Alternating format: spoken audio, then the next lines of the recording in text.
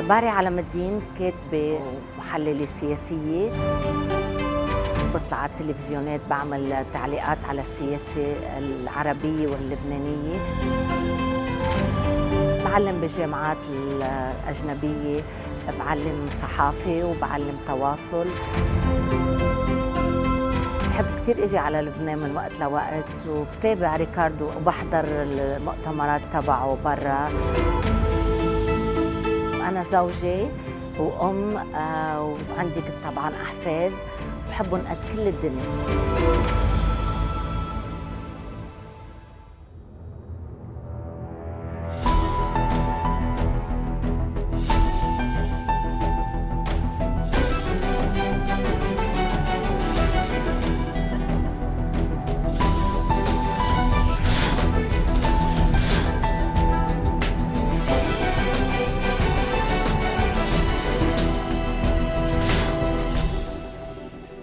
باري عم كناس علم الدين، مساء الخير. بيسعدني اني التقي فيكي ببيروت. نحن في قلب العاصمة، البحر هون، الجبال هون، الأصل، الفصل، البدايات، المستقبل، كيف بتشوفيه؟ أول شيء خليني أقول لك هيدا أحلى بلد بالعالم وأطيب ناس بالعالم والله يهديهم. بشوفوا حياتي وقلبي ومستقبلي ومستقبل عائلتي، بس إن شاء الله مرتي الجاي بس إجي بتكون الأمور مختلفة وأحلى من الطقس وطالع لأنه شوي شوب. بس أنا مبسوطة دايماً بس كون بين أهلي وأصحابي. ما في حدا مثل اللبناني بأخلاقه بطيبته بذكاء. وين بتشوفي باري بعد سنين؟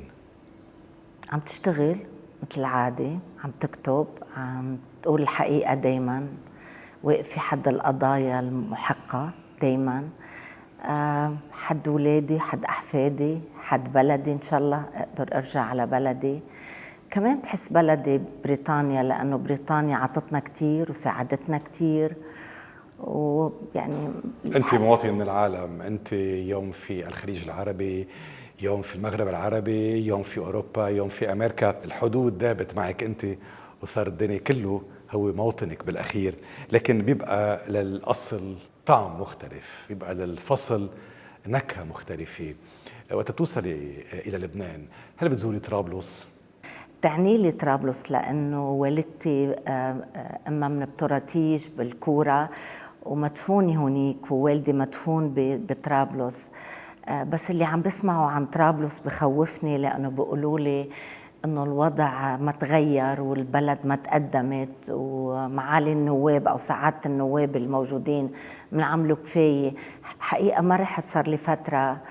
تغير البلد، تغير ديموغرافيا، تغير لبنان، النسيج السكاني تبدل، لكن تبقى طبعا لطرابلس نكهة هذه الألفة بين الجار وبين جاره وبين أهل المدينة. أنت أصبحتي كنت بعقلين، هل بتزوري بعقلين؟ ايه بزور بعقلين، عنا عرس هلا ببعقلين، ابننا سامر عم يتجوز. بحب بعقلين كثير. انا بحب الجبل، انا ما كثير بحب البحر. بحب كل شيء حلو، اذا البحر حلو بحبه، اذا الجبل حلو بحبه، الساحل. لكن بحب التراكينج بالجبال. ما كثير صاحبه مع الشوب والرطوبه والسباحه. بريطانية. شوي إيه، بس طول عمري هيك بحب الجبل. هل طول بتحبي عمرنا فاكهة بعقلين؟ كتير بحب فاكهة كل لبنان. لشو بيشكي فاكهة بكفية وبرمانة؟ لا، كل لبنان بحب. كمان من البقاع، وبحب من الجنوب. كل لبنان كله على بعضه بحبه. الأمير فخر الدين الثاني المعني، مؤسس نواة الجيش اللبناني، من بعقلين. المدينة الزاخرة بالأسامي ذات الأثر والبعد والقوة هي بعقلين. هل بتشوفي أنه للمياه تأثير على أهلها؟ شوف، كل شيء بيأثر على الأهل طبعا، لكن أنا بفتكر أنه بالآخر هذا النوع من الدي ان ايه، المياه، الشمس، الهواء، كله بيأثر. لكن الإنسان هو بيقرر بالنهاية شو بده يعمل بحاله. يعني فيك تكون عايش بأفضل ظروف الطبيعة وما يطلع واحد منه شيء ويعمل حروب مع بعضه. يعني مثلا إذا بتفكر بلبنان وبطبيعة لبنان وبجمال لبنان وبطقس لبنان، وبتقول هذا البلد لازم يكون بلد المثال للعالم. لكن للأسف اللبناني كلبناني هو مثال، لكن البلد ككل للأسف لا، ما فيني أقول هيك. مثل ما قالت صديقتك فيروز، بجنونه منحبه، مزبوط ولا كيف ما كان لبنان منحبه؟ فيروز أنا بقول مثل بعلبك، فيروز هي قلب لبنان، فيروز بتمثل كل لبناني. تحية دايما لفيروز ومحبة كبيرة كبيرة واحترام، والله يخليها. ان شاء الله، الله يطول عمرها. بارع علم الدين، يقال انه للاسم تأثير على حامله. جميلة بتكون بمعظم الأحيان جميلة، وذكية بتصير ذكية حتى لو ما كانت ذكية. ماذا عن بارعة؟ هل بتشوفي حالك دايما بارعة؟ لا أبدا. بشوف حالي دايما عم بركض لصير قريبة على الاسم. لا أبدا، بالعكس بفتكر عندي كتير كتير وقت وكتير جهد وكتير شغل لحتى صير نتفة قريبة لبارعة. لا. ماذا عن تأثير اسم بارعة بتكريسك كامرأة بارعة؟ شوف بالخارج ما حدا فهمان شو اسم بارعة، ما بيهمنا بس الخارج، بالداخل بيهمنا بينه وبين نفسنا. لا يعني انت حلو سؤالك، بس انا ما بفتكر انه انا بجرب كون بارعة لانه اسمي بارعة. انا بجرب لانه طبيعة الانسان، طبيعتي انا انه يكون احسن ويكون افضل، وبعد عندي كتير لاتعلمه وبعد عندي كتير لاعمله.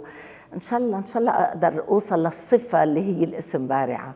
المرأة الجميلة الذكية قوة قاهرة. ضيفتي ذكية وجميلة، فشدوا الأحزمة. فاصل وننطلق.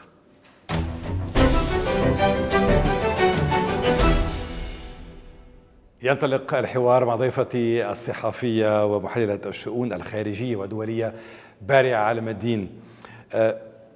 الشاب والشابة بيحلموا دايما بمستقبل زاهي وزاهر. بارعة مكناس، بشو كانت تحلم؟ شوف، أنا كتير من أنا وصغير اهتمامي كان الوطن، القومية العربية، الأمور اللي هلأ الأكبر شوي، العالم اللي عايشين فيه. أنت بتعرف أنه عايشين بعالم جدا مضطرب اقتصاديا وسياسيا، عايشين بعالم في ترامب وفي بوتين وفي الالترا رايت والى اخره، يعني هدول الناس. انا كثير بهتم، مثل ما بتعرف انا بكتب الكولوم تبعي كل اسبوع، والتحليلات غير الظهور على التلفزيون. كل هذا بيجعلني انه تابع بشكل جذري وبشكل تقريبا يومي، والمؤتمرات وهيك. مزعج، يعني في ازعاج لإلي هالايام بوضع العالم اللي نحن فيه، التعصب الديني، التعصب الفكري، التعصب لتيارات قومية متطرفة. هذا كله مزعج لإلي. مشان هيك بتابع وبجرب أعمل كل جهدي من خلال كتاباتي، من خلال لقاءاتي، من خلال حواراتي مع الناس، إنه بركي واحد بيقدر يقول الحقيقة ويوعي شوي الناس. همي هم العالم، همي هم إنه الفقر يختفي، المرض يختفي، الناس تكون يعني عندها ألفة مع بعضها، عندها محبة. وأنا بعتقد عن جد أنه نحن عايشين بهذا العالم الضيعة الكونية اللي نحن بننتمي لها. نحن مزبوط هيك. وبفتكر اللبناني كان خصوصي من زمان، ويمكن هلأ بعده بحس، لأنه كل اللبنانيين تقريبا بعدهم بيسافروا، بحسوا من أنه نحن جزء من هالكون الكبير. اهتماماتي كتير كبيرة وكتير واسعة، وبعدين دايما بفكر انه انا بدي اترك هالعالم لاحفادي، وبتامل انه يكون عالمهم احلى أفضل من عالمي وافضل، خصوصي لبنان. هذا عن اليوم، لكن وقت كنتي صبية في مقتبل العمر بشو حلمتي؟ كيف اخترتي مهنة عمرك؟ شوف، بعترف لك انا كنت بدي اعمل صحفية، وبالاحتفال اخر السنة بالامريكان بالاهليه لبست لبس محامي وبدي اعمل محاماه. لكن كل صحباتي كانوا رايحين على الجامعه الامريكيه، وما كان بدي خالف الموضه هذيك الايام. رحت وما عملت محاماه. كنت حابه اعمل محاماه لدافع عن الحق، ما قلت لك عندي هالهوس. والحقيقة الحمد لله بنتي عملت محامية بدون ما أنا قلها، بدون ما هي تعرف أنه أنا هذا كان هوسي. هديك اليوم لقيت الصورة بعتها، قلت لهم هذا كنت اللي بدي أعمله أنا. الصحافة والمحاماة والحقيقة والعدالة بفتكر بشاركوا. أنا بعتقد أنه الصحافي اللي بيفتش عن جد عن الحقيقة واللي بيفتش عن الخبر الموثوق واللي بيتابع ليحصل عليه، هو مثل المحامي، لأنك تكون أنت تحكي لتمثل وجهة النظر الحقيقية وكمان العادلة. العدالة مهمة بالعالم. بين قوسين، أنت حستي على إجازة في الصحافة من الجامعة الأمريكية في بيروت في العام 1971. أنت لقيتك كانت في تلفزيون لبنان. شو بتتذكري من تلفزيون لبنان؟ يا شو حلوين هالأيام. وأنا بلشت قبل ما أفوت على الجامعة، وبلشت بشغلي بالصياد. قبل كمان كانت صدفة إني اشتغلت بالصياد، وكنت أول ما بلشت بتذكر ما كنت أقبض مصاري. قالوا لي الله يوجه له الخير رئيس تحرير الأستاذ جون عبيد، قال لي أنت ليش ما عم تقبضي معاش؟ ما شايف لك معاش. قلت له أنا قالوا لي إنه بس بمضي اسمي. قال لي كيف يعني هيك؟ هاي كانت بدايتي بالصحافة. وبعدين بلشت بالتلفزيون لأنه كنت أحكي إنجليزي كتير منيح. كنت أنا الوحيدة اللي أعمل مقابلات بالأخبار بالإنجليزي مع وزراء الخارجية والرؤساء اللي يجوا من برا. هيك بلشت، وبعدين تبعت وكملت. البدايات طبعا بدايات كنت اكتب مرأة، كنت اكتب فيتشر، اعمل هيك مقابلات. كنت مهتمه، كنت اكتب عن الحياه الجامعيه كتير. كان لبنان كتير حلو.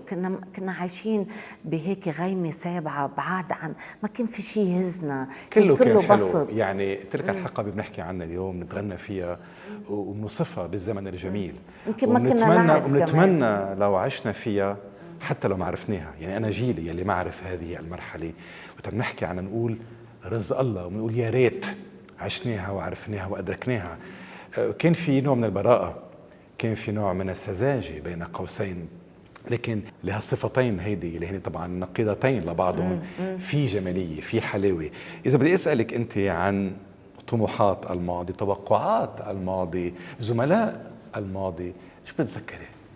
شوف، زملاء الماضي كانوا شغلة كتير مهمة بحياتي، لأنه كتير تعلمت منهم. أنا يعني كنت صغيرة، وكان بتذكر الأستاذ طلال سلمان مثلا، اللي هو أسطورة صحفية بلبنان. كان أستاذ سعيد فريحة، كنت أطلع هيك حس كأنه شي جاينت، يعني هيك واقف قدامي. كان الأستاذ مثل ما قلت لك رئيس التحرير كان جو عبيد. كان معي المناضل غسان كنفاني. يعني بتذكر وقت اللي كنت بالمدرسة وعم نتخرج، وكنت وقت عم بكتب كمان، بلشت اكتب هيك قصص صغيرة.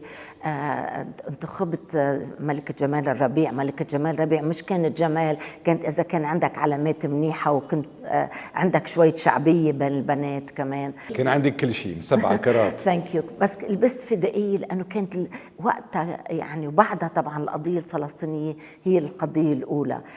يعني كان دايما همومي غير هموم صديقاتي بالمعنى الضيق للهموم.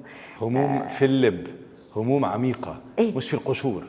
الوقت يلي يعني بنات جيلك كان بيهمهم يمكن الموضة، صيحات الموضة. لا، أنا بحب الموضة الخارجي كمان. لا، بحب الموضة، بحب اللبس، بحب الأناقة، بس مش هيدا همي الرئيسي. كان طبعا نحن الستات اللبنانيات بفتكر عاملين ضجة بالعالم بأناقتنا، وأنا هذا الشيء بفتخر فيه. بفتخر إنه المرأة اللبنانية بتحافظ على أنوثتها. المرأة مرأة أول شيء، وهذا الشيء لازم مش بس تفتخر فيه، لازم تستعمله. طبعا طبعا. بالعام 1971 صار في حادثة حكي فيها كل البلد ب1 نيسان، وقتها زوجوكي للمرحوم نجيب حنكش. انت كنت في بداية العشرينيات، وطبعا كان هو بيكبرك 50 سنة، ووقتها ضجت البلد والصحافة بدأت تكتب عن تلك الفتاة الوصولية اللي كانت بحاجة إنها قالوا لي قطع عمرك عم تاخدي كلمة المصريات على ظهر نجيب حنكش حتى توصل. شوف، هذا كان في اجتماع، وكان استاذ جون خوري، استاذ عادل مالك، نقول ابو سمح، وقالوا بدنا نعمل شيء هيك ضجه باول نيسان تعوا. وبعدين الشيء اللي صار انه حطوها بالاخبار. العالم صدق، طلعت الجرايد ثاني يوم اول صفحه انه بارعه مكناس تتزوج من نجيب، ومثل ما قلت فرق العمر، وكثير ناس اعتبروا انه هيدا انا اخذته على مصرياته طبعا لنجيب حنكش. لحتى ثاني يوم طلعت الجرايد وقالوا انه هيدي كذبة نسيان، بس اول يوم طلعوا وقالوها بطريقه كانه هي مزبوطه. بس الحمد لله زمطنا. بس الله يرحمه كان انسان رائع ومهضوم، وكان يعاملني انه انت بنته، انت بنتي. وقالوا لي بعضهم لهلا اللبنانيه بيشوفوها دائما باول نيسان. بارعة، اي صدفه جعلتك سعيده؟ اوه، بتعرف أوقات الصدف خير من ميعاد مثل ما بيقولوا. في قصص كتير بحياته الواحد، بس هلأ يعني ما فيني لك صدفة واحدة إلا مثلا قصة إنديرا غاندي. وقت اللي قدرت جربت أوصلها لإنديرا غاندي، وجربت ما خلينا شيء ما جربناه. كان الرئيس سليم الحص الله يخليه بصحته كان رئيس وزارة، طلبت منه يكتب مكتوب لإنديرا غاندي. كلوفيس مقصود الله يرحمه كمال جنبلاط وكان صديقة لإنديرا غاندي. وكان رمزي زوجي عنده مؤتمر أفتى بقلب الهند، وكنا ساكنين بلندن. ما خليت شيء لأنه كنت معجبة جدا فيها كإنسان، وكتبت بيبر بالجامعة عن جواهرلال نهرو. وصلنا لهونيك قالوا لي عندك موعد مع وزير الخارجية. قلت له أنا ما بدي أشوف وزير الخارجية، thank you very much, no I don't want it. يعني الحقيقة اللي جابني لآخر يوم، تخيل آخر يوم نحن وقاعدين على العشاء بيطلع قاعد حدي اللي هو صديق العزيز اسمه محمد يونس، كان توفى هلأ، كان صديق العائلة، وكان ليلة راس السنة بالهند ديفالي نايت. راح لعندها وقال لي تاني يوم كنت رايحة على لقاءات انتخابية بأوريسا ستيت، قال لي ليك أنا لحطك معه بالطيارة، وبيتر يوستنوف الممثل الشهير هو عنده الموعد، بس بما أنه أنا شفتك هلأ أنت كيف تحكي وحماسك والباشن، أنت أكيد رح تاخدي الموعد، بس أنا بحطك على الطيارة. مشي الحال، رمزي على الدين جوزي قال لي لا كيف بدي اتركك بالهند لحالك وكذا. anyway الحمد لله رحت، وكانت اخر لقاء لانديرا غاندي، توفت انا وبالطياره. she made me world، يعني صرت مشهورة عالميا من وراء انديرا غاندي. وصلت على المطار كل صحافة العالم كانت ناطرة، لأنه كان عندي آخر تسجيل، كان عندي آخر صورة لانديرا غاندي، تركتها 12 بالليل، توفت الساعة 9 الصبح أنا بالطيارة. في هذا اللقاء القصير بالإضافة طبعا إلى السبق الصحفي اللي حققتيه وإلى هذا الصيد الثمين يلي أنت حصلتي عليه، شو العبرة يلي بعدك لليوم بتكتنزيها من اللقاء هذا؟ بتعرف كنت أنا أفكر، نحن وصغار كنا نفكر إنه العظمة مثلا ملكة إنجلترا، باكنغهام بالاس أو شيء هيك. يعني أول شيء بعد ما تعرفت على انديرا غاندي اكتشفت إنه التواضع والبساطة هي العظمة. وبعدين خلال إقامتي ببريطانيا رحت على باكنغهام بالاس وتعرفت على الملكة عدة مرات وشفتها وولادها إلى آخره. حقيقة التواضع والبساطة هن العظمة. كتير تعلمت منها، وعملتني كأنه أنا بنتها، وكان هيك شعري طويل، وكنت كنتها هي طليانية، سونيا غاندي. كانوا صاروا يصرخوا لي سونيا، فكروني انه انا. بعدين طريقه يعني حسيتها كيف تنتبه على الديتيلز. بعدين اكتشفت انه انا من خلال اول شيء فكرت انه بدي عم بعمل كتاب عن المراه بالقياده، لانه قابلت مارغريت تاتشر، قابلت عده نساء بالقياديات. بس وبعدين كان عندي صداقة كبيرة مع بنزير بوتو كمان. اكتشفت قديش هدول الناس، بس ما كان في حدا ببساطة انديرا غاندي أو بعظمتها، لأنك أنت تحكم الهند تاني أكبر بلد بالعالم سكانيا، ومن أهم بلاد العالم اقتصاديا هلأ مثل ما بتعرف، مع أنه في فقر. كانت شغلة مهمة. بارعة، ما خططت انك تتزوجي باكرا، لكن هالشي حصل، اقترنتي برمزي علم الدين. هل زواجك عزز الطموح عندك أم كان مقبرة لطموحك؟ طبعا أكيد. شوف أنا بفتكر أول شيء وراء قدام كل رجل عظيم امرأة، يعني المرأة قدام والرجل شوي وراء. هيدي نظريتي. بس أنا عندي حقيقة رجل كتير متفهم وكتير ساعدني، ووجود رمزي بعائلة كبيرة مثل بيت علم الدين وتقي الدين، يعني الله يرحمه الشيخ بهيج تقي الدين، كان مثال كبير لإلي. وكنت يعني ما فيني اقول لك قديش انتظر انه روح اقعد احكي معه واسمع قصص المحاماه وقصص السياسه. طبعا ببيتهم تعرفت على اكبر السياسيين، وبالاول بعد ما انتقلت من كتابه المراه والهيك انتقلت الى السياسه، كثير ساعدني هالشيء. بس طبعا بس تنتقل الى العمل بالخارج، الصحافه مختلفه جدا. ما بعود انت خالك مين وعمك مين ومع مين معشى، بتصير أنت وشطارتك وقتها. بين قوسين أنت دخيلة على طائفة الموحدين الدروز، أنت فتاة سنية ونحن نعرف أنه هذه الطائفة لا تحبذ الزواج المختلط، دائما بتفضل ما يكون كان في الزواج. مشكلة أبدا، وأنا ورمزي وكلنا معنا، هل رحبوا لا فيكي أهلي ولا أهله، ما في بي- أطيب منهم. شوف أنا بفتكر أنا كنت محظوظة لأنه مثل ما بقول لك أنا ما كنت أعرف عدد الطوائف، مثلا ما كنت أسمع أنه في سني وشيعي بلبنان. بعدين يعني من كم سنة بلشنا نسمع أنه وقت حصل تغييرات بإيران بلشنا نسمع. بالأول كنا نسمع، كنت أعرف في إسلام، وكنا نعرف أي طائفة مسيحية من الأعياد، إنه عيد الموارنة، عيد الكاثوليك، عرفت هيك كنا نعرف، ولا ما كنا نعرف. بعدين أنا بس توفت والدتي رحت على الكنيسة 9 سنين وعلى الساندي سكول لأنه كنت داخلي، وجدي لوالدتي كان رجل قانون، وكان يقول كلمة الله واحدة وهي حق. يعني إذا أنت رحت على الكنيسة عم تتعلم نفس القيم اللي بتتعلمها بأيدين. الدين بالقلب، الإيمان بالقلب. ما حدا ولا في ولا الله ولا دين بيقول لك لازم يكون في تفرقة أو كراهية أو هيدا أحسن من هيدا أو هيدا أحسن من هيدا اختراعات جديدة علينا. إن شاء الله بتأمل إنه نخلص منها. نحن لبنانية، شو ما كان ديننا، شو ما كانت مذهبنا. بارعة، زواجك من رمزي علام الدين أثمر عن بنتين، تالا وأمل، انضمتا إلى ولدين من زواج سابق لرمزي علام الدين، هن زياد وسامر. وأنت اليوم موجودة في بيروت لأنه في الزفاف والفرح الكبير لسامر، وأنت سعيدة جدا. سامر ودانيا. وقبل ما باشرنا بتصوير الحلقة حكيتي لي إلى أي درجة أنت فرحة والسعادة بتغمرك لكون هذا اليوم زواج سامر قرب. وهلأ عم لاحظ حقيقة بعيونك في بعض الدموع. كيف قدرت فتاة صبية أن تربي 4 أولاد وتمشي قدما بمسيرتها؟ ما كان هين أبدا، خصوصي إن المجتمع بيعتبر الخالة مرت الأب إنها هي سيئة وهي ظالمة. هذا الصورة النمطية للخالة مرت الأب. لكن الحمد لله أنا ما عندي هالصفات أصلا يعني. وكتير أغنتني يعني الخبرة إنه أنا الله عطاني ولدين ريدي ميد جاهزين، يعني لحتى كنا أصدقاء، كان في محبة كتير. وبعد المحبة الحمد لله بناتي كمان أغنوا حياتهم مع صبيان سامر وزياد، هن شابين ناجحين كتير، وزوجاتهم بحبهم كتير، ريما ودانيا.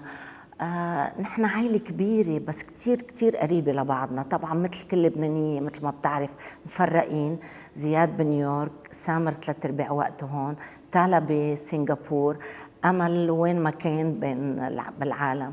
بس يكون في محبة، وبس يكون في قناعة بعمق الرسالة بالعالم، بس يكون في أهل جامعين.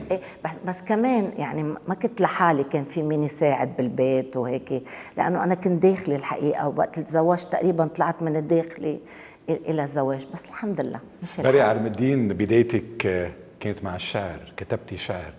هل تتذكري شيء أبداً من أولى القصائد؟ أبدا. بتذكر آخر شيء أخذتهم لسعيد فريحة ورجيته إياهم، وقال لي والله أنت بتكتبي عربي حلو. وقتها وظفني بس ما عندي، بتعرف مشان هيك عم جرب أطلب، لأنه في أشياء نشرت بالصياد، عم بجرب أطلب أرشيفي. هلا عم بشوف قديش مهم واحد يخلي الأرشيف تبعه. كثير من الشعراء تغزلوا بالشمات، وانت عندك شمات على وجهك، راحوا.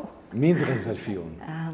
شوف سعيد عقل أكتر واحد كان، لأنه كنا أصدقاء وكان معه، هو اللي عرفني على بيت الرحباني وعلى الفيروز، ونميت صداقتنا الحمد لله، وأنا بعتز كتير بهالصداقة.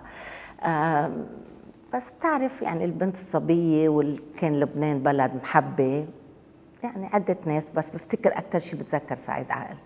بارعة علام الدين، عندما تقفين أمام المرآة شو بتقولي؟ قولي شو بدك شغل. بدك شغل بعقلك وبحالك، وبعد بدك لتوصلي ل 100 شغله. بتعرف بس واحد يطلع على المرايه، مو ضروري بس يشوف جماله او قباحته، بس يطلع على المرايه كمان بشوف شو عم يعمل، وين رايح، شو بده. انا هيك بشوف، ما دايما بشوف اذا شعراتي طايرين ولا لا، طبعا بشوف اذا شعراتي طايرين ولا لا، بس اكثر شيء بركز عده اوقات شو بدي اعمل بعدين، وين رايحه، وشو بدي من حالي. وهالشامة هيدي حبيتيها؟ بعدها بحب حالي، ما عندي مشكله مع بتعرف انه حالي، سيندي ما كروفورد في خناق ابدا. عندها fine. شاميه واضحه. مادي مونرو كان في عندها ايضا شاميه. والله مش منتبهه. اتس جود يعني. كل جميلات العالم. الحمد لله. المهم جوا شو في، انا بفتكر لو واحد كان الله رسمه رسم وجوا في قباحه بتطلع برا، تاكد. جلتي بين الصحافه المكتوبه والمسموعه والمقروءه، عن شو كنت عم بتفتشي؟ دايما على الحقيقه، ودايما على الصدق، ودايما قديش بقدر اخدم، وين بقدر اخدم. هل في حقيقه مطلقه؟ لا، صعبه. It's difficult scientifically، صعبه يعني من ناحيه اذا بدك هذا، لكن قريب صرنا هلا الساينس بالعالم والامور في اشياء. انا بفتكر الاشياء المبادئ واضحه، ما فيك تختلف انت وياها، يعني الكذب والنفاق مثلا، القيم الاخلاقيه اللي هلا نحن بنفتقدها كثير بالعالم. مثلا عندي مشكله كبيره هلا مع ترامب والفيك نيوز. اي فيك نيوز؟ نحن بنهلك وبنتعب لحتى قبل ما نحط اسمنا على المقال لنفتش على كل فاصله وعلى كل نقطه. بعالم السياسي تيارات مختلفه، عقائد مختلفه، احزاب مختلفه، افكار متباينه، من يحدد الحقيقه؟ وهل انت ما تدافعين عنه هو فعلا حقيقه؟ شوف، هون بتيجي النسبية، بس أنا بعتقد أنه بدافع عن الحقيقة. لأقول لك ليش؟ لأنه أنا ماني داخلي بحزب، ما بنتمي لأي حزب، لكن عندي مبادئ مثل ما قلت لك وقيم. مثلا أنا لبنانية 100%، مش 98.9، 100% أنا لبنانية، وأنا أدافع عن لبنانيتي 100%. ما في حدا يدخل على لبنانيتي، يعني ولائي الكامل والمطلق للبنانيتي. بعدين محيطي الأكبر، يعني أنا ربيت أسمع أم كلثوم ونعمل مظاهرات إذا واحد طلق مرته بالكويت مثلا، نحن على أساس اللبنانية عنا قيم وعنا كذا. هدول القيم ما فيك. مثلا هلا قضية الانفايرمنت بالعالم، انك انت عم تدافع عن البيئة، هيدي فيها أخذ وعطا كمان، إنه البيئة ما بتدافع عنها. في قصص يعني مركزة معروفة مضمونة، ما في لزوم أنها تتخانق عليها. على سيرة الطلاق، هل المظاهرة اللي حكيتي عنها هي مع لا، أنا عم أقول مثال. بعرف. بس أنا بقصد إنه كنا عندنا انتماء كامل لمحيطنا، وأنا انتمائي بعده كامل لمحيطي. لكن مثل ما قلت لك، أنا بشعر إنه أنا إنسانة عالمية، ماني إنسانة قاعدة بس بلبنان وبالعالم العربي. ما أنا دايرة يعني كل يوم ببلد وبمحل، وبالفعل بحس حالي إنه أنا إنسانة بنتمي للعالم بشكل عام. برع عام 1982 عند الغزو الإسرائيلي للبنان أخذت القرار رمزي وأنت بالهجرة بالمغادرة، انتقلت إلى العاصمة البريطانية. سؤال بسيط كتير، شو أول شيء أخذتي معك بالشنطة؟ صور الأولاد وصور العرس، لأنه هدول ما بيتكرروا. وما تركت كل شيء تاني، لأنه كنا طالعين بباخرة بفرقاطة أمريكانية، والله يرحمه الرئيس سركيس، كنا العائلة اللبنانية الوحيدة اللي طالعة على الفرقاطة الأمريكية بدون باسبور أمريكي أو جرين كارد. كنا نطلع عن طريق سوريا، لكن إسرائيل العدو الأساسي للبنان وللعالم العربي ضربوا الكونفوي، كانت 40 شخص وقتلوهم. تاني يوم طلعونا مع الفرقاطة الأمريكية. الإقامة في لندن شو غيرت فيكي؟ كتير. أول شيء يكون على الوقت دايما، لأنه نحن اللبنانية دايما، يعني كنت أنا بفكر إنه إذا واحد أخر له ربع ساعة شو ضايع عادي، يعني ما في مشكلة. هلأ دايما بوصل على مواعيدي، بجرب أوصل قبل 10 دقايق على القليلة. صارت معي حادثة تعلمت منها إنه دايما أوصل قبل الوقت. كان عندي موعد مع وزير خارجية بريطانيا، وصلت مأخرة 10 دقائق. قلت له ام سوري، عم تشتت الدنيا برا، بتعرف بريطانيا كل يوم بتشتي. قال لي كان عندك نص ساعة مدام، ما تزعلي، بس هلا صار عندك ثلث ساعة. من وقتها خلاص تعلمت كمان كتير اشياء تانية، النظام، الترتيب، كونك انت يعني مواطن مثلك مثل غيرك. هون دايما كنا نحس انك انت ابن فلان وعمك فلان وخالك فلان، هناك انت مثل ما انت، وهذا حلو. من دار الصياد، من تلفزيون لبنان، إلى الشرق الأوسط، إلى الحياة، ومن ثم حللت ضيفي على معظم شبكات العالم، CNN، BBC، سكاي نيوز، CNBC، أبو ظبي، العربية، الجزيرة، وغيرها من المحطات. هل لتلفزيون لبنان معزة خاصة مختلفة عن غيرها؟ كل شيء بلبنان له معزة خاصة، بس شوف لأني اشتغلت مع CNN فترة حرب الخليج الثاني، تعلمت كتير، تعلمت كيف بيشتغلوا، شفت الفرق، لأنه أنا وقت اشتغلت بتلفزيون لبنان كان بعده بأول وكنت صغيرة. تعلمت كتير من خبرتي بالشغل CNN الحقيقة، لأنه كنت أوصل قبل الضوء ونقعد as in-house analyst، يعني أنت قاعد على الست 3/4 النهار. كثير تعلمت اشياء العالميه حلوه. وبعدين بتعرف شفت افتكرت انه انا بموقعي بقدر وصف صوت منطقتي وبلدي لبرا، هي شغله مهمه كثير بفتكر.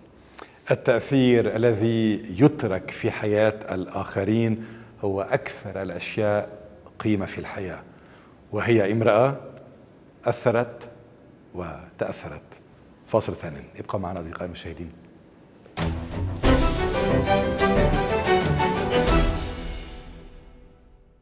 بعد هذا الفاصل نعود لمتابعة حواري مع ضيفتي بارعة مكناس علم الدين. الإعلام العربي يشرى ويباع، ماذا عن الإعلام في الغرب؟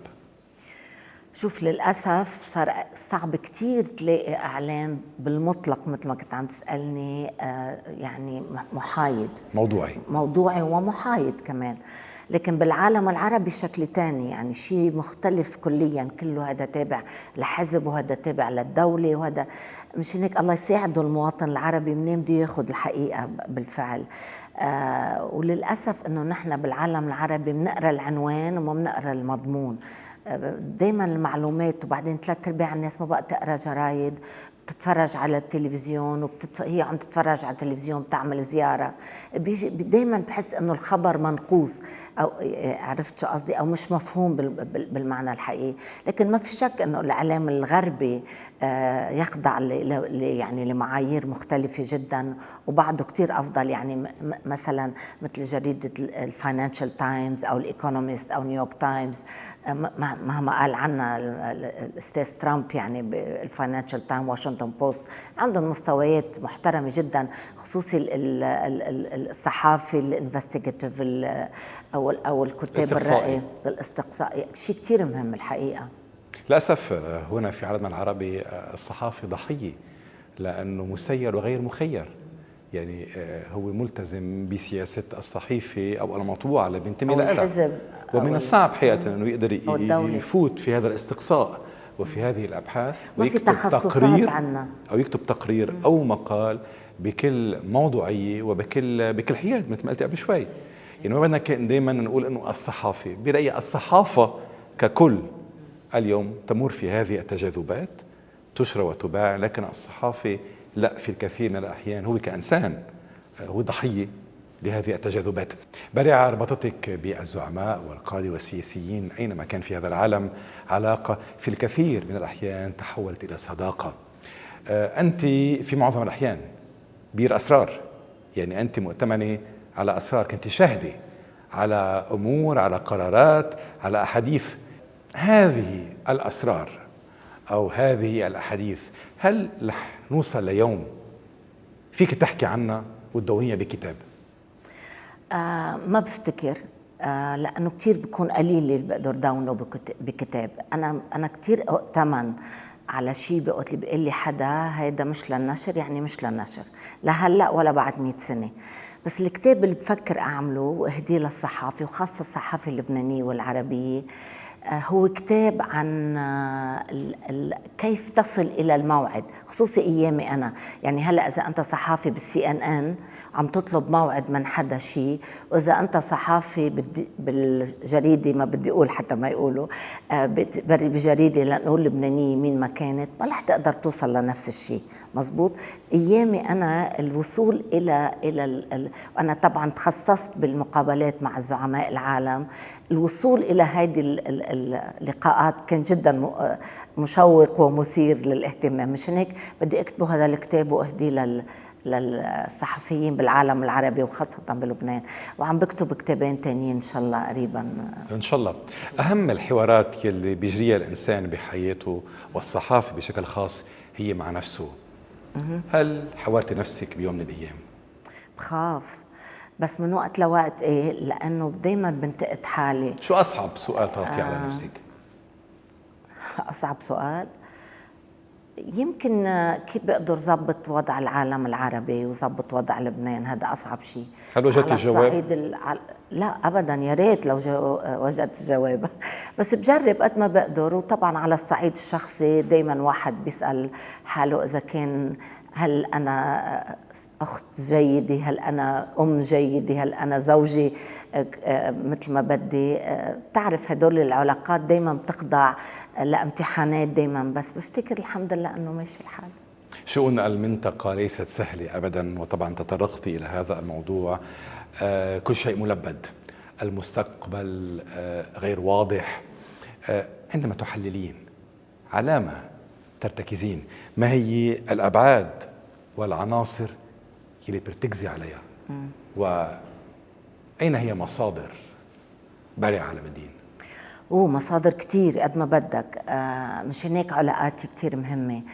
شوف، الشيء اللي بيزعجني شوي بلبنان وبعالمنا العربي، انه الانسان اللي كان كتير هيك حس انه اللبناني تفتح الجريدة تقدر تقرا عن العالم. هلا صار الجرايد اللبنانية مهتمة بالامور المحلية اللي لها عازة والضيقة كتير كتير. وبعدين صار معنا حتى صفة المنطقة بشكل عام. أنا لا، بالعكس، أنا جاي من برا وببلش من بعيد وواسع كتير كتير، وبعدين بعمل بزم لجوا، يعني بعمل فوكس على جوا. مصادري السياسيين، مصادري الكتاب، مصادري المخابرات العالمية. أنا أنتمي إلى عدة مراكز دراسات بالعالم الغربي. عندي صداقات بمخابرات غربية كتيرة. عندي صداقات كمان بالقيادات الجيش، يعني متعددة. شغلي بيفرض علي هيك، يعني علاقاتي مثلا ببريطانيا مع رئاسة الوزراء، مع وزارة الخارجية، مع وزارة الدفاع. ربطتك صداقات مع ياسر عرفات وزوجته سهى، مع باراك أوباما، مع كوندوليزا رايس، مادلين أولبرايت وآخرين. هذا نوع من الصداقات يتطلب مجهود مضاعف. إلى أي درجة هذه الصداقات أربكتك في الكثير من الأحيان، وإلى أي درجة هذه الصداقات شكلت لك جسر وفتحت لك أبواب؟ شوف، مادلين أولبرايت وكوندوليزا رايس عملت لهم مقابلات. باراك أوباما معرفتي فيه مش لدرجة الصداقة. لكن أنا بقول لك، أي الصحافي بيبقى هيك عنده أنتينا خاص غير الإنسان العادي. مثل ما بتعرف أكيد ريكاردو، بيقدر يلقط الخبر بطريقة مختلفة. أي صداقة من النوع من هدول الناس لو لمحة. بس هدول الناس بتعرف أكتر شيء وين تتعرف عليهم بالمؤتمرات. مؤخرا كنت بمؤتمر ببراتسلافا، وكانت مادلين أولبرايت مثلا، وقعدنا حكينا عن أمور سابقة. كثير بيستفيد من التاريخ بالمقالات اللي بيكتبها وبتحليل الأوضاع اللي بيقدر واحد يعرفها. لكن يعني أي نوع من هدول الناس اللي أنت عم تحكي عنهم واحد بيتعلم منهم.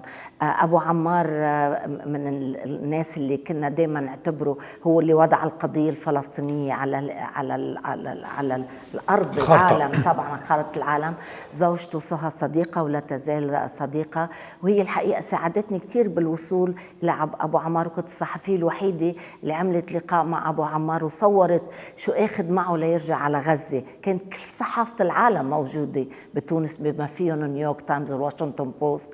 ومن خلال سهى كنت كل يوم عم بتغدى حوالي 4-5 أيام مع أبو عمار، عم وثق كل شيء عم يعملوا. كانت شغلة مهمة. لكن صداقتي بسهى تتخطى المنافع الصحفية أو هيك.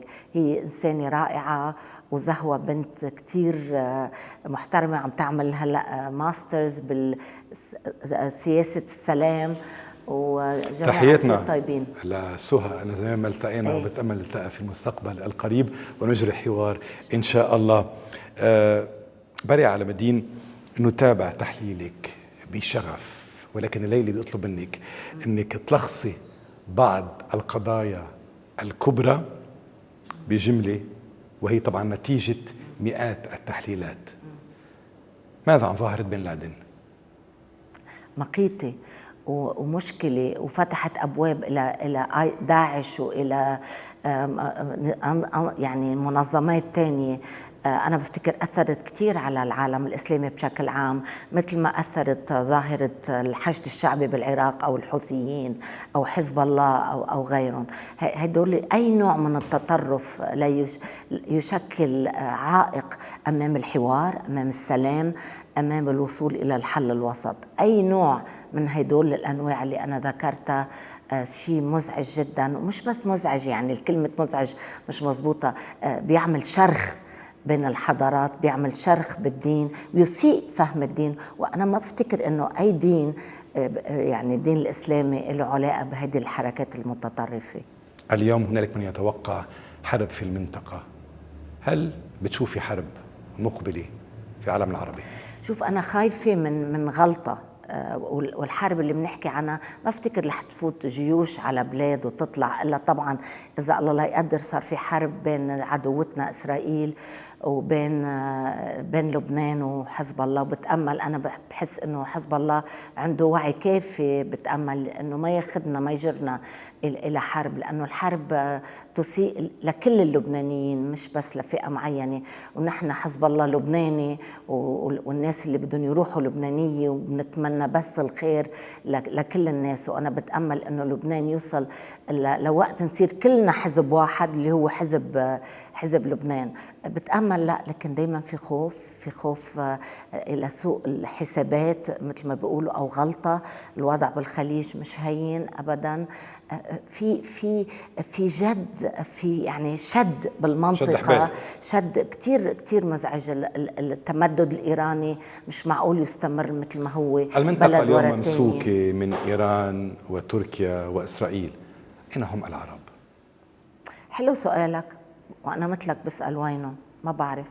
إن شاء الله تكون القمم الثلاثة اللي صارت بمكة مؤخراً جمعت الناس بين بعضها. يعني أنا يزعجني كتير الفرقة اللي موجودة بالخليج بين قطر وإخواننا الخليجيين، تزعجني الفرقة بين إيران والمجموعة المسلمة الثانية. يعني بفكر الواحد إنه الإسلام لازم يجمع كل الناس، ومثل ما بنعرف المذهبية مقيتة ولا لازم أن تفرق. هي المشكلة مش بالدين، برجع بقول لك المشكلة بالسياسة مثل ما قلنا، ومراكز القوة بالعالم. ما لازم حدا يجرب ياكل بلد التاني ولا ياخد منه شقفة، غلط هيدا. العام المقبل 2020 الانتخابات الأمريكية، ماذا عن صديقك مستر ترامب؟ أول شيء منه صديقي أبداً أبداً أبداً، أبعد من ذلك بكثير. وأنا لا أحبذ سياساته، بل أعتقد أنها مسيئة للعالم وخاصة الولايات المتحدة الأمريكية. نحن درسنا بالجامعة الأمريكية، عندي عائلة بأمريكا، ابننا زياد ساكن بنيويورك مثل ما بتعرف. أتأمل أنه الشعب الأمريكي، طبعا هذا قرار للشعب الأمريكي، بتأمل أنه يوعى الشعب الأمريكي وما ينتخب إنسان مثل ترامب يفرق بين الناس وبين الأمريكيين بالذات. وصعب أنك تصدقه، لأنه هلأ بقول شيء بعد شوي بقول شيء تاني. أنا لا أحبذ سياسة بارعة علم الدين، أنت بارعة، ثائرة، قديرة، طموحة، مثابرة، لكن أنا بنسمع عنك أنك مشكلجية. هل أنت فعلا هيك مشكلجية؟ إذا المثابرة والثائرة وهذا مشكلجية، أنا أكبر مشكلجية. مزبوط، أكيد. أنيقة الكلام وفيما تتفوه مدلولات وثقة بأن الكلام في بعض الشؤون كالدواء، إذا قللت منه نفع. فاصل أخير ونعود.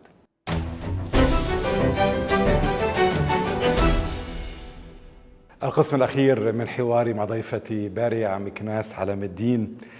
بارعة، مثل ما سبق وذكرنا، أنت أم لبنتين تالا وأمل، وهن تتشابهان شكلا، شعر غامق، قوام رشيق، ملامح عربية، وطبعا حس الأناقة والموضة. كم تتشاركان في اختيار الموضة؟ وهل بتاخدي رأي تالا تحديدا يلي هي اقتحمت عالم الأزياء والموضة وأطلقت مجموعتها الخاصة؟ شوف، بفتكر هذا الجينز جاي من أمي. بيقولوا لي اصحاب امي كانوا الجيران ينتظروها لتطلع ليشوف شو لابسه، اذا شيء هيك يعني، اذا عنا هالنوع الاناقه. لكن ما حدا عنده وقت يشارك حدا رايه. هلا من وقت لوقت اذا كنا كلنا مجموعين معقول نسال بعضنا شو لابسين، بس كل وحده مختصه بحالها ما حدا عنده وقت لهالامور الصغيره. يا ريت عنا وقت، الا اذا يمكن في شيء كتير كتير مهم، او من وقت لوقت نبعت صوره من هون او بنعمل هيك اذا عنا وقت. بس كلنا بنشتغل. وتالا عندها 4 أولاد الله يخليهم، ميا وساري وجاد ولوكا، وأمل عندها ولدين كمان، توم إلا وألكسندر، وبتشتغل، وتالا بتشتغل وأنا بشتغل، بنركض، ما حدا عنده وقت. الليلة أتيتي على ذكر والدتك أكثر من مرة. الوالدة عشتي معها فترة قصيرة جدا طبعا، بس أثرت فيني كتير، وقربتك أكثر من شقيقك صديقنا قطب الأعلان أكرم مكناس، تحياتي له. كيف بتحددي هذه العلاقة المتينة اللي بتجمعك بأكرم؟ شوف، أكرم له موقع خاص جدا بقلبي وبفكري حتى بحياة أولادنا الشباب والبنات. أكرم اسم على مسمى. وبعدين أكرم وقت توفت الوالدة هو الكبير وأنا صغيرة، كان بالنسبة لي بمثابة الأخ والقائد والأب والأم. عطوف كتير أكرم، وكريم كتير أكرم، وحنون كتير، ودايما يعني حتى قبل ما تزوجنا ونحن بالمدرسة وهلأ مع أولادنا، هو دايما منحسه الروك تبعنا، هو يعني الصخرة اللي دايما شو ما عندك مشكل، شو ما عندك، إذا حكيت مع أكرم تعرف إنه هيدي القضية رح تنحل، وتنحل بطريقة بدون ما حدا يربي حدا مني، بدون ما حدا يقول لحدا. أكرم إنسان جدا له مكانة خاصة بقلبي، الله يخلي لي إياه. إن شاء الله. من كم يوم احتفل بعيد ميلاده 75. مزبوط. أكرم بس ما مبين عليه، مبين أبداً 50. هابي 75th birthday، وتحياتي لك، وبتأمل نرجع نلتقى تلفزيونيا إن شاء الله. بارعة، تتأنين جدا في اختيار مفرداتك ومرادفاتك حين يتعلق الأمر ببنتك أمل علم الدين. أمل اليوم أصبحت ذائعة الصيت أينما كان في هذا العالم، لكن بحب أني أطرح بعض الأسئلة، لأن أكيد الكثير من المشاهدين بيهمهم يتعرفوا على حماتي كلوني. يعني هذا اللقب، أنا أمل قبل ما أكون حماتي، لكن هذا اللقب حقيقة رادفك يعني كثير من الأحيان بالعالم الغربي بشكل خاص بيحكوا عنك أنت، والبابارازي بيتابعوك وبيصوروك أنت عم تاكلي يمكن جيلاتو وأنت عم تشربي قهوة ستاربكس. في كثير صور على المواقع الإلكترونية لك أنت حتى البيجودي بشعاراتك لاحقينك الناس عم بيصوروك، صح أو لا؟ بيقولوا انظر إلى الأم وتزوج الابنة. هذا مثل لبناني، تعرفيه؟ ايه طبعا بعرفه. شو رأيك فيه؟ بس جورج تعرف على أمل قبل ما يتعرف علي. بس هو حب أمل أكثر وتعرف عليك. لا ما بفتكر إلها علاقة هيدي أبدا، مش مزبوطة بالحالة هيدي. لا أنا ما بفتكر هيك، أنا بفتكر هو حبها لها، هي بتنحب البنت. أكيد بنحب، ونحن نعتز فيها لأن هي محامية لامعة جدا تدافع عن حقوق الإنسان أينما كان في هذا العالم، وبهمنا أن نشوفها أكثر بعالم العربي، وبهمنا نشوفها مطلعة أكثر بالقضايا العربية، لأنه إحنا بحاجة لأصوات مثل أصوات أمل توصل إلى المحافل والمنابر الدولية. زواج أمل من جورج شو غير فيكي؟ ماشي، بس بسطني لأنه شايفة بنتي مبسوطة، بس بالجذور ما غير فيني شيء. بس ما في شك انه عطاني سعاده كثير، في ما في شك انه بالقشور. كثير من الناس اليوم طبعا بهمهم يتصادقوا معك، ما كانوا بيعرفوك، بس ما بيوصلوا لي هدول. شوف، لانه انا بقدر اعرف يعني مين اللي جاي، لانه اصدقائي انا كثير محظوظه، عندي كميه من الاصدقاء كتير بحبهم، وثلاث ارباعهم صداقتهم عمر 20 سنة من وقت الخلق تقريبا.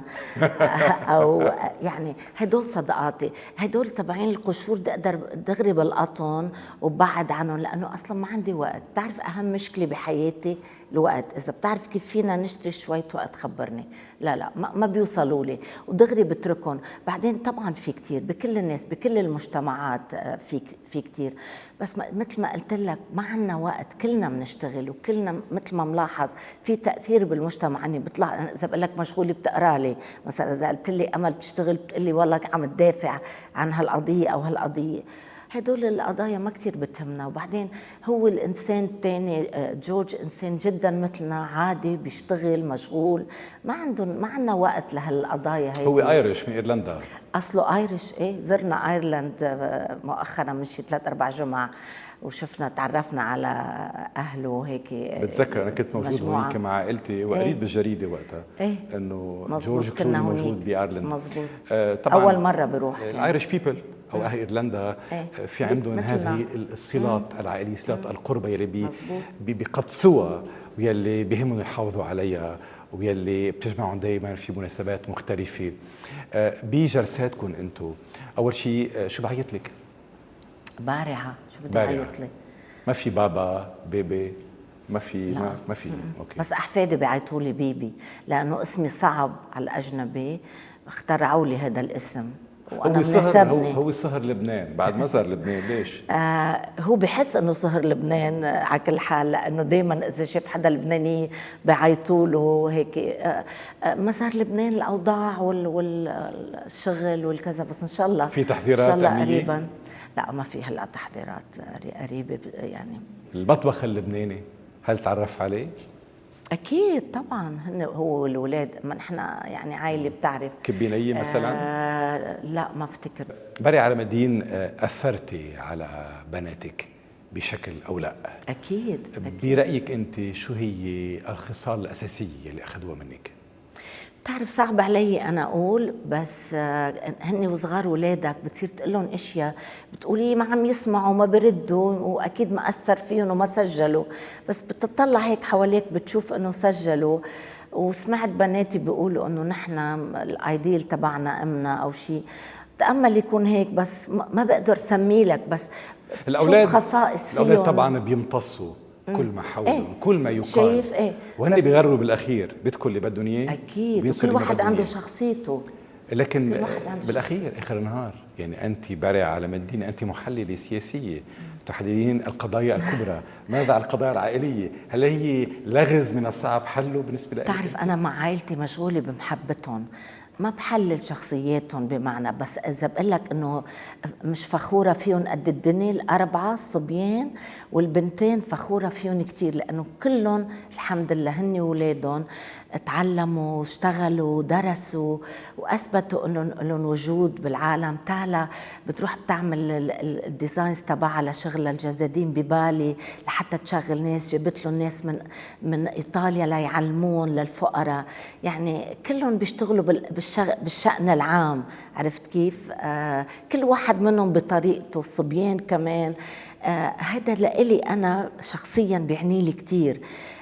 بيصعب علي إنه أي إنسان يمر بهالدنيا بدون ما يترك لو أثر صغير إيجابي على العالم. لو كل واحد منا بجرب يعمل هيك هالعالم كتير بيتحسن برأيي. بارعة، ماذا عن أحلامك المقبلة؟ كل حلقاتك ما بتساع أحلامي، عندي 100 مليون حلم. مثل ما قلت لك برجع بقول لك على الصعيد الشخصي طبعا اولادي وصحتهم ومستقبلهم واولاد اولادي.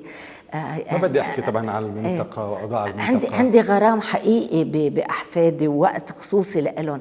شوف كمرأة عاملة تعلمت شغله كثير مهمه، وبقول لكل السيدات، ومثل ما قلت لك انا بفتكر المرأة القائدة هي المرأة اللي بتغير المجتمعات بالنهايه، هي اللي بالبيت اكثر من الرجل حتى بهالايام هيدي. لكن أحلامي أقدر دايما نظم وقتي بطريقة أكتر وأقضي وقت أكتر معهم، وإن شاء الله أقدر أنه أثر فيهم وأوصل لهم الحقيقة الحقيقة كتير مهمة، واللي برجع بقول لك عندي يعني شغف بالحقيقة والعدالة. أي قضية هوس. فيها هوس مزبوط حقيقي، وهي أحلامي كتار يا ريكاردو، ما فيني بلش أقول لك. لقاءنا شارف على الانتهاء، بدي أطلب منك توقعي على طريقتك. العدالة العدالة العدالة والسلام يا رب للكل. بارع علم الدين، نحن بنحكي بهذا اللقاء منذ أكثر من عقد أو عقدين من الزمن. مزبوط. وأخيرا التقينا. أنا سعدت بهذا الحوار اللي كان من القلب إلى القلب. شكرا ريكاردو، أنا كتير مبسوطة، وصورة إنه انتظرنا 10 سنين، كان لازم نعملها قبل، إن شاء الله بعد 10 سنين. better late than never. ثانك يو ريكاردو. أهلا وسهلا فيك مشاهدينا. كلما عملنا أكثر عشنا أفضل، وكان معنى حياتنا أكبر، وأتى نتاجنا غزيرا وفيرا مميزا. إلى اللقاء، وتصبحون على عدالة وعلى حقيقة. أهلا وسهلا فيك. إن شاء الله.